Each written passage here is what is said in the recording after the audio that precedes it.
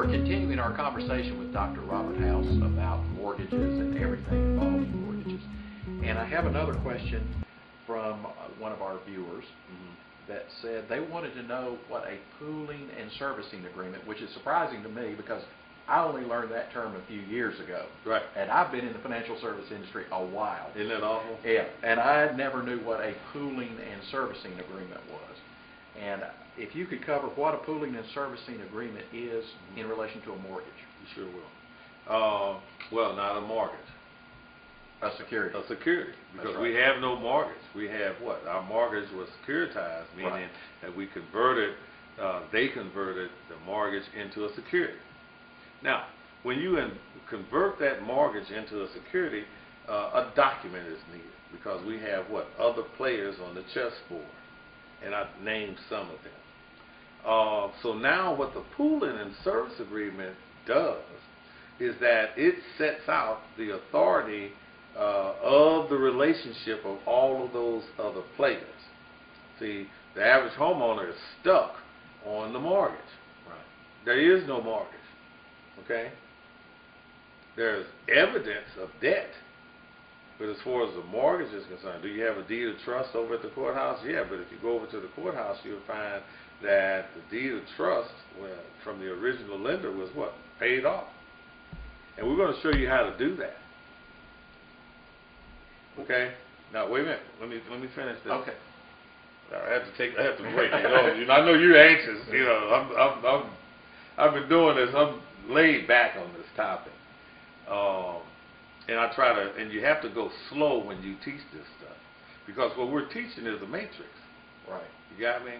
So now, with all of the new players on this mortgage scheme, if you will, they don't trust each other. So they have to have an agreement between each other, giving out who has the authority to do this, whose position is that over here. What happens if one of the players on the chessboard files bankruptcy? Do I lose my money? Now who's in that? That's the investor and all of these other players. So the pooling and service agreement is, in my opinion, the most important document that you need in defense of foreclosure and trying to illuminate what's going on with your mortgage. Even if your mortgage is up to date, you need this document. Okay? Now, and it's not that easy because number one, the document is trying to find it to the untrained eye is like trying to pull a needle out of a haystack. I used to say gnat stuff out of pepper, but we're on video. So nobody, to give you some idea, when I first learned about this document, I went to try and find my security. And you need to have that, which produces the pooling and service agreement. Okay? Couldn't find it. It's all out there on a website that's called EDGAR with the Securities and Exchange Commission. But it would take 6 months to a year to even learn how to find that thing. Because here again, we're saying what? We're out there looking for your one mortgage that has been pooled with thousands of mortgages. So we got to go in there with all thousands of these mortgages looking for yours. Are you following me? I do. So we need a trained professional to find it. Okay? Now, once you find the pooling and service agreement, the other inherent roadblock is trying to read it.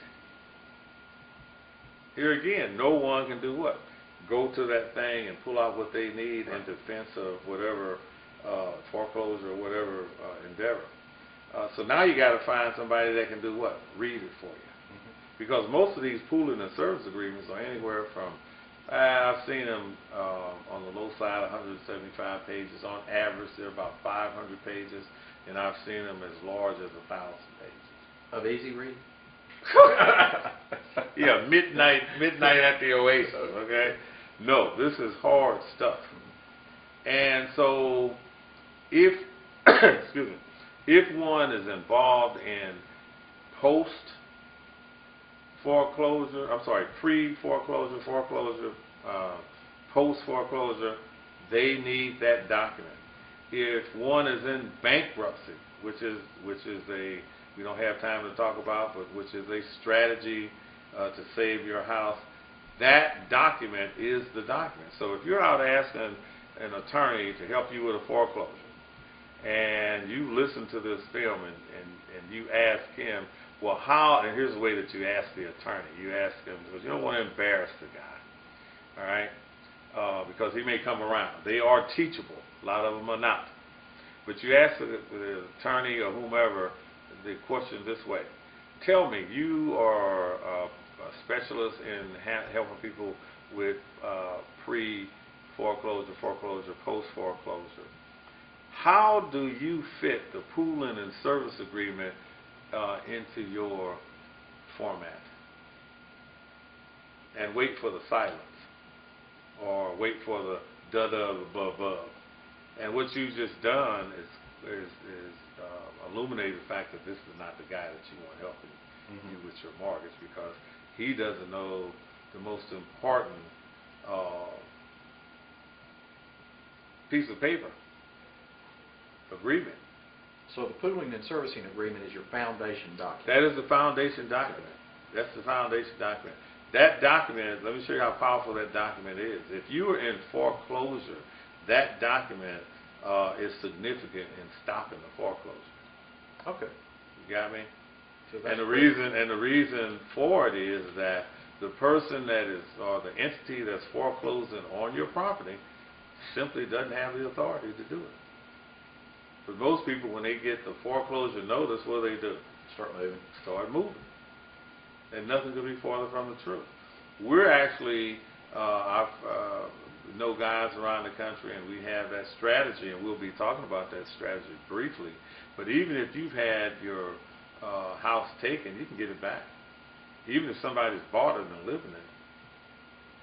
I think you need to repeat that, because a lot of people don't understand. Even if you've been taken out legally out of your home, and it's been sold, you still have recourse to come back. There's a way to do it, because and I'm gonna stop right there, okay? Because that's another, we can get jammed up in that for another. But that's important. Oh, that's real, and that's what we've been doing all through the picture. We've made profound statements during this conversation that we have. And notice what we're doing. We're holding this in a conversation mode, not a sales mode. This is not a sales presentation. That seminar is not a sales call. This is strictly information. This is a solution to the problem. But most people don't even realize that they have a problem, because they don't understand what securitization is. And most people that are in foreclosure, they are going to people for solutions in the middle of the stream without understanding what happened at the close.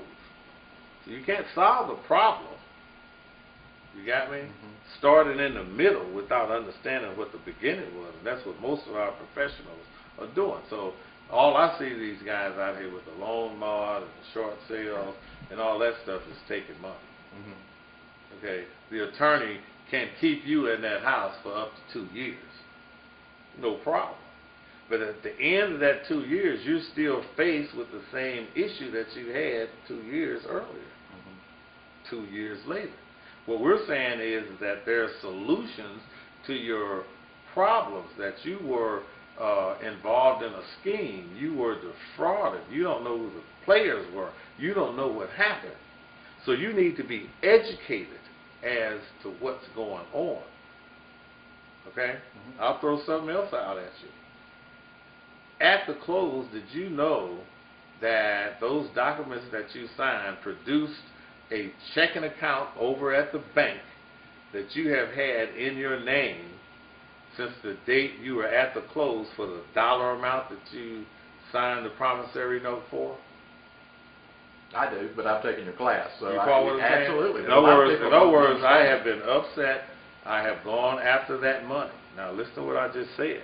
I said that if you entered into a $300,000 promissory note. I'll give you mine for example. Since 1999, I have had an account at a bank somewhere that has $300,000 or $400,000 in it. That was supposed to be given to me at the close. Now, here we go again. Robert and John are what? Crazy. Nuts. These two guys are actually out of Candyland. And we haven't even started. This is mild stuff that I have been particularly trying to stay as mild as I can. And for you guys that come to the seminar, bring some cotton, because some people tell us that this is the only seminar they've been to where the presenters make their own self mad. Okay? When we come back on the other side, we're going to be closing this thing out. I think we were going to be talking about forensic exams versus audits. Okay. And we'll close out on the hope that the homeowner has. Okay. And we'll see you on the other side. All right? Right.